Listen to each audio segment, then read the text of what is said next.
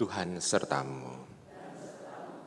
Inilah Injil Yesus Kristus menurut Santo Markus. Dimuliakan. Setelah Yesus berkata, betapa sukarnya orang kaya masuk kerajaan Allah, berkatalah Petrus kepada Yesus, kami ini telah meninggalkan segala sesuatu dan mengikuti Engkau. Maka Yesus menjawab, sesungguhnya aku berkata kepadamu, barang siapa meninggalkan rumah, saudara, saudari, ibu atau bapak, atau anak-anak, atau ladangnya, pada masa itu juga ia akan menerima kembali 100 kali lipat.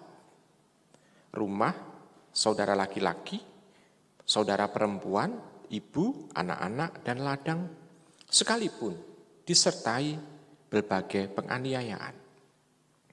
Dan di masa datang ia akan menerima hidup kekal. Tetapi banyak orang yang terdahulu akan menjadi yang terakhir, dan yang terakhir akan menjadi yang terdahulu. Demikianlah Injil Tuhan kita. Ibu, bapak, saudara-saudara terkasih dalam Yesus Tuhan, pernahkah dalam pikiran kita dulu, ya, dalam pikiran kita dahulu, itu pada saat kita memohon sesuatu kepada Allah, sesuatu yang besar, lalu kita memberi terlebih dulu kepada Allah. Misalnya, pernah satu ketika, dia sudah menjadi Katolik, orang itu yang terbiasa untuk membayar perpuluhan. Dia mempunyai motivasi membayar perpuluhan adalah begini, dia orang itu yang menjadi Katolik. Saya tidak bisa, Romo, menghilangkan misalnya kebiasaan masa lampau saya untuk bayar perpuluhan. Hanya sekarang masalahnya yang berbeda adalah motivasi memberikan perpuluhan. Kalau dulu saya berikan perpuluhan supaya saya mendapatkan banyak ganti dari Allah. Saya memberi Allah, Allah akan melipat gandakan pemberian itu untuk diri saya. Tapi sekarang saya memberikan perpuluhan dalam arti dari pendapatan itu 1/10 saya berikan kepada mereka yang membutuhkan.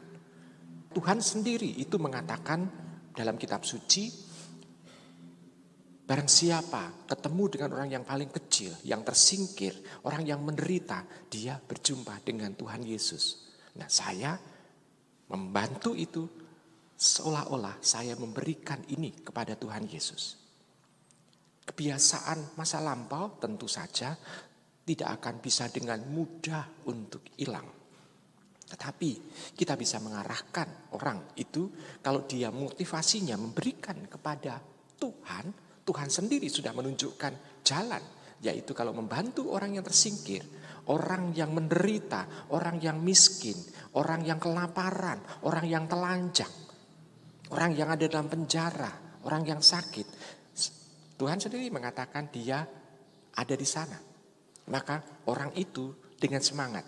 Dan orang itu yang tadinya motivasinya untuk menyuap Tuhan dengan memberikan perpuluhan supaya mendapatkan ganti yang berlipat ganda, diubah menjadi pemberian yang tulus.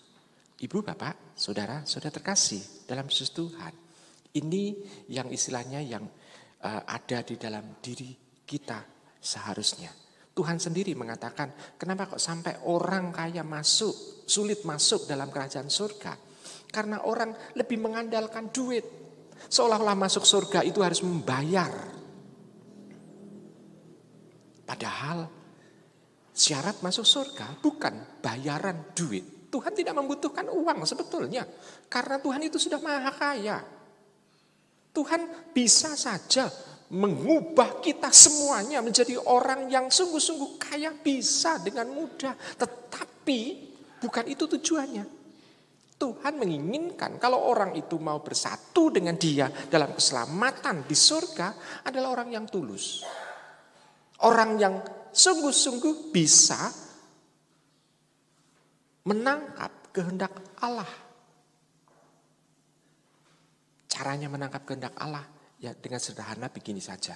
Kalau kita mencoba untuk bisa melakukan kehendak Allah itu yang bagaimana?